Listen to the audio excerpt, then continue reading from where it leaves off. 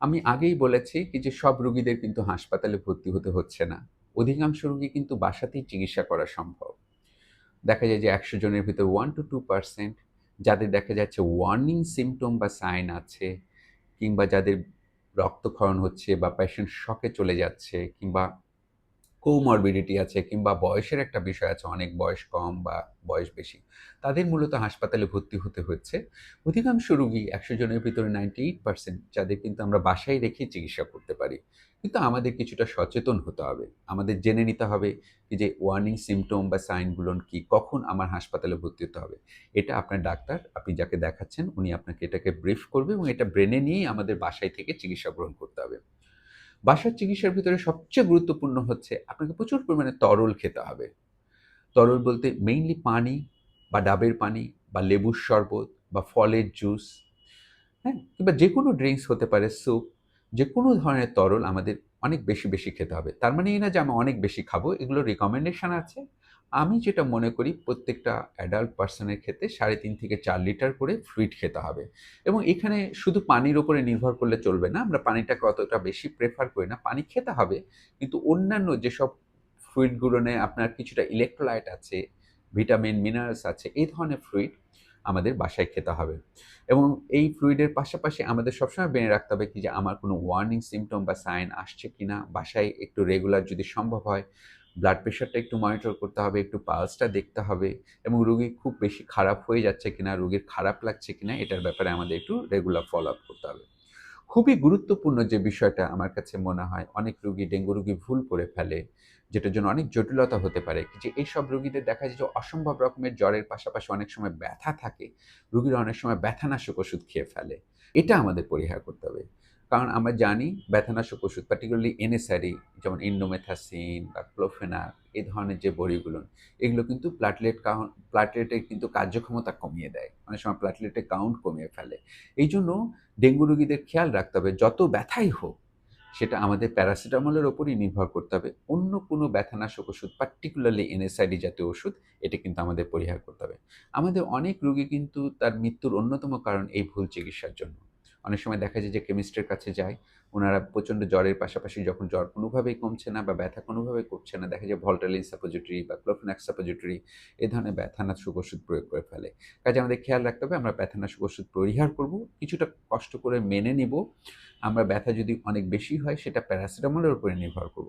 এবং রোগী ৬ ঘন্টা পর একটা করে নাপা ট্যাবলেট বা প্যারাসিটামল জাতীয় ওষুধ খেতে পারে। জ্বর বেশি হলে ২ টো করেও খেতে পারে। কিন্তু আমাকে প্যারাসিটামলের উপরে নির্ভর করতে হবে। এবং এর পাশাপাশি প্রচুর পরিমাণে তরল খেতে হবে, শরীলটাকে একটু মুছে দিতে হবে। ঠান্ডা পানি দিয়ে মুছে দিলে হবে না, নরমাল ওয়াটার দিয়ে, নরমাল পানি দিয়ে শরীলটাকে মুছে দিতে হবে, যাতে রোগীর কিছুটা আমরা টেম্পারেচার কমাতে পারি। এবং খেয়াল রাখতে হবে রোগী খারাপের দিকে যাচ্ছে কিনা, যেটার বিষয়ে আপনাকে অলরেডি বললাম যে উনার পালস বেড়ে যাচ্ছে কিনা, ব্লাড প্রেশার কমে যাচ্ছে কিনা বা শরীরে কোনো ব্লিডিং হচ্ছে কিনা, এই ধরনের কোনো অনেক বেশি বমি হচ্ছে কিনা। যদি এই ধরনের কোনো উপসর্গ দেখা দেয়, তখন রোগী দ্রুত হাসপাতালের দিকে ধাবিত হবে এবং হাসপাতালে ভর্তি হয়ে তাকে চিকিৎসা গ্রহণ করতে হবে। অনেক রোগী দেখা যায় যে ভুল করে দেখা যায় ওষুধের দোকানদারদের কাছে যেয়ে স্যালাইন দেয়ার চেষ্টা করে। এটা কখনোই করা যাবে না। আমাদের খেয়াল রাখতে হবে ডেঙ্গু রোগীদের অবশ্যই হাসপাতালে সুপারভাইজড ওয়েতে ডাক্তারের মাধ্যমেই চিকিৎসাটা গ্রহণ করতে হবে। কারণ অনেক রোগী দেখা যায় যে অতিরিক্ত স্যালাইন দিয়ে ফেলে। তাদের দেখা যায় যে অনেক সময় ভলিউম ওভারলোড হয়ে যায়। এটারও কিন্তু একটা নির্দিষ্ট মাত্রা আছে কি যে আমি আমার রোগীর জন্য কতটুকু ফ্লুইড দেব। তার অবস্থার উপরে বিবেচনা করে আমাদের কিন্তু ফ্লুইডের একটা ক্যালকুলেট করেই আমাদের দিতে হয়। অতিরিক্ত ফ্লুইড দেয়া যাবে না, তাহলে ভলিউম ওভারলোড হয়ে যাওয়ার একটা আশঙ্কা থাকে। আবার কম ফ্লুইডও দেয়া যাবে না, তখন দেখা যায় রোগী অনেক বেশি শকে চলে যেতে পারে। কাজেই যাদের ফ্লুইড দিতেই হবে, আইভি ফ্লুইড দিতেই হবে, তাদের অবশ্যই হাসপাতালে ভর্তি হয়েই এর চিকিৎসা নিতে হবে। যাদের দেখা যায় ডেঙ্গু হয়েছে, উনারা প্লাটলেট নিয়ে ভীষণ রকমের কনসার্ন হয়ে যান। আসলে ডেঙ্গুতে কিন্তু রক্তক্ষরণের কারণ কিন্তু শুধু প্লাটলেট না, রক্তক্ষরণ হওয়ার জন্য আরও অনেক কারণ বিদ্যমান। প্লাটলেট কমে যাওয়ার পাশাপাশি আমাদের যে ক্লটিং ফ্যাক্টরগুলো আছে ডেঙ্গুতে কিন্তু ওগুলোও অনেক সময় কমে যায়, যেটা হয়তো অনেক সময় রক্তক্ষরণের কারণ হয়।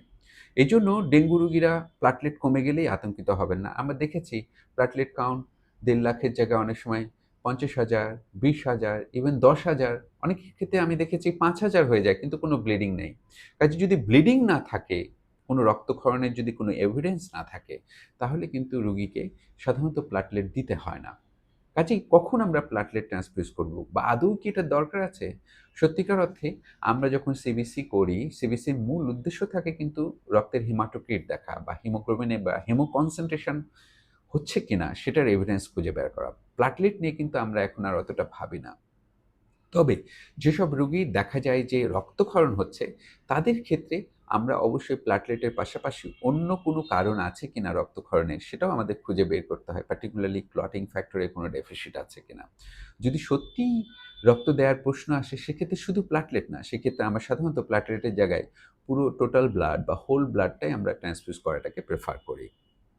কাজেই ডেঙ্গু রোগী হলেই তার প্লাটলেট কমে যাওয়া মানেই ১ লাখের নিচে নামলেই যে রক্ত বা প্লাটলেট দিতে হবে তা না। এটা অবস্থার উপরে নির্ভর করবে।